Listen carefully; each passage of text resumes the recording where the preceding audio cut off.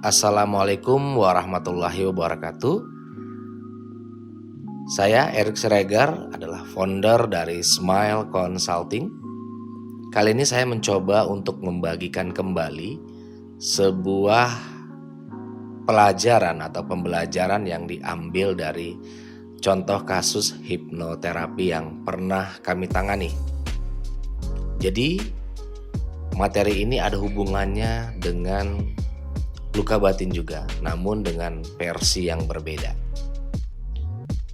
Oke, simak sampai selesai pembahasan-pembahasan apa saja yang nanti akan saya bawakan pada materi ini. Singkat cerita, untuk menjaga privasi, saya tidak akan menyebutkan nama orang, nama tempat, dan lain-lain. Jadi kasus ini kurang lebih sudah beberapa tahun yang lalu. Waktu itu saya kedatangan sepasang anak muda ya.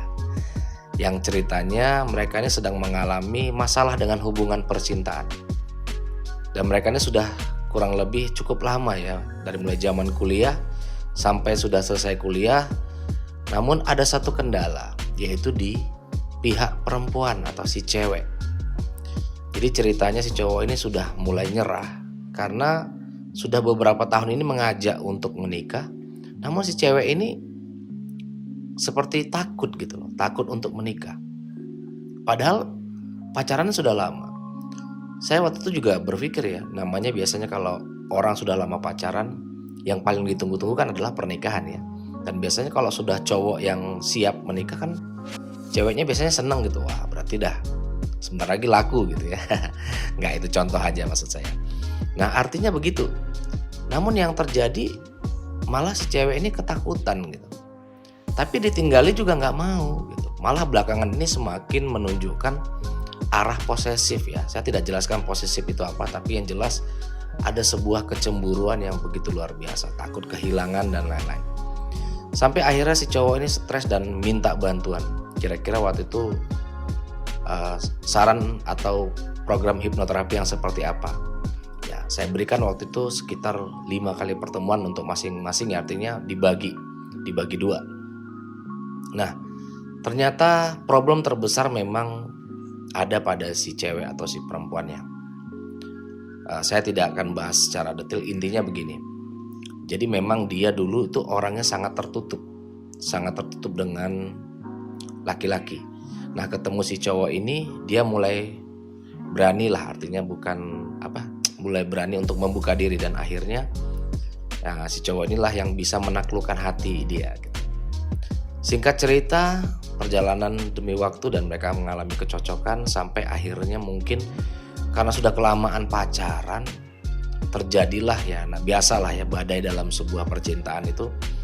Nah si cowok ini mungkin karena letih ya, karena dia gak mendapatkan sesuatu yang dia inginkan, misalkan target untuk menikah gitu ya.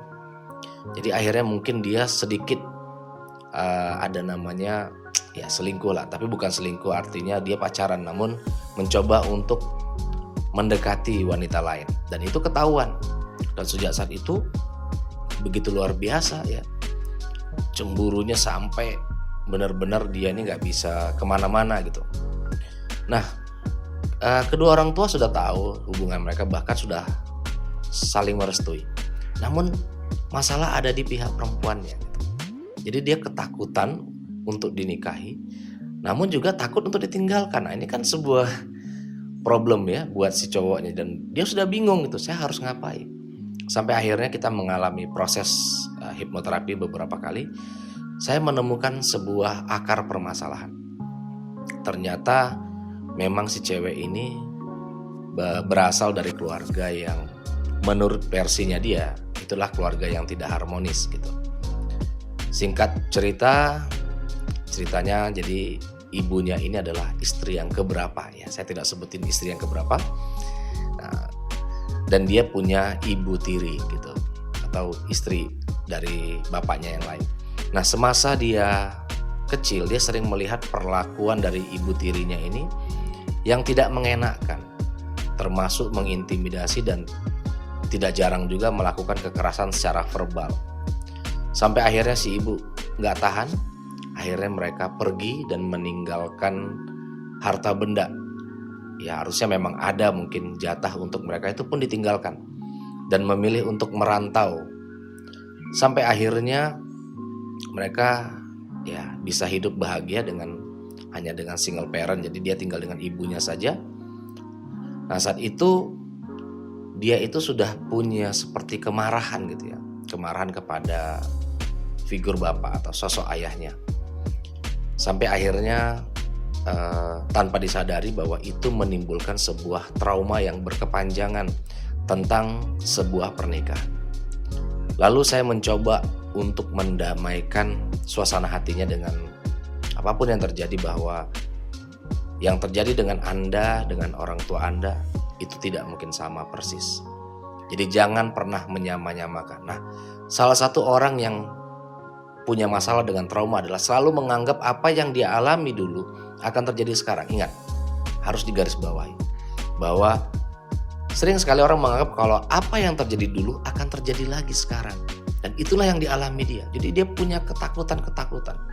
Karena dia menganggap cowok yang menjadi calon suami saat itu, ya dia menganggap orangnya terlalu supel, jadi gampang bergaul. Jadi dia takut kalau ada indikasi playboy gitu ya.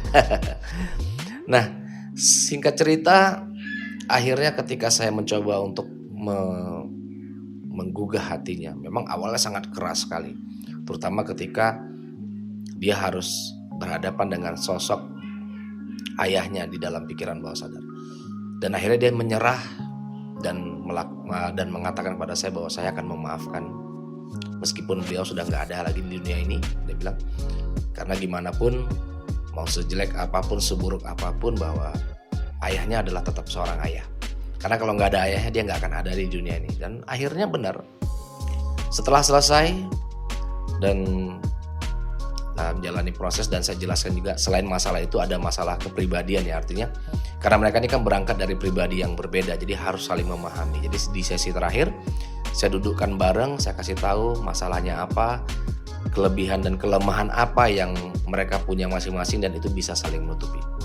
Lalu setelah selesai sesi, kurang lebih sekitar 2 tahun atau setahun saya lupa ya, 2 tahun apa setahun setelah terapi itu, saya mendapat BBM di zamannya masih BlackBerry ya, udah jadul banget itu.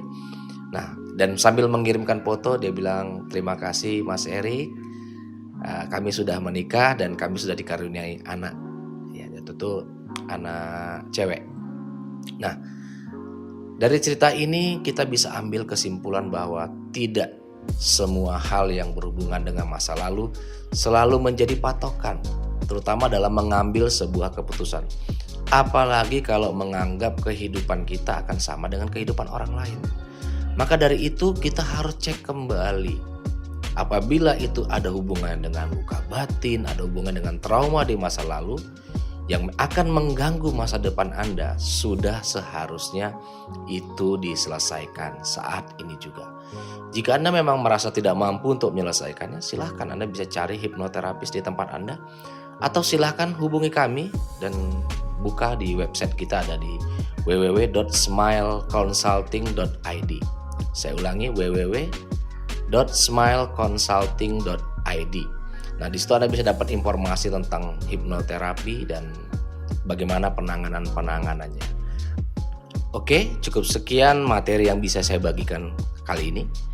Silahkan share atau bagikan kepada orang-orang yang membutuhkan. Saya yakin di luar sana banyak orang yang membutuhkan informasi-informasi seperti ini. Mungkin lewat Anda lah bisa menjadi sesuatu yang berguna, walaupun hanya sekedar menge-share atau membagikan informasi seperti ini. Sekali lagi saya ucapkan terima kasih. Assalamualaikum warahmatullahi wabarakatuh. Sukses untuk kita semua.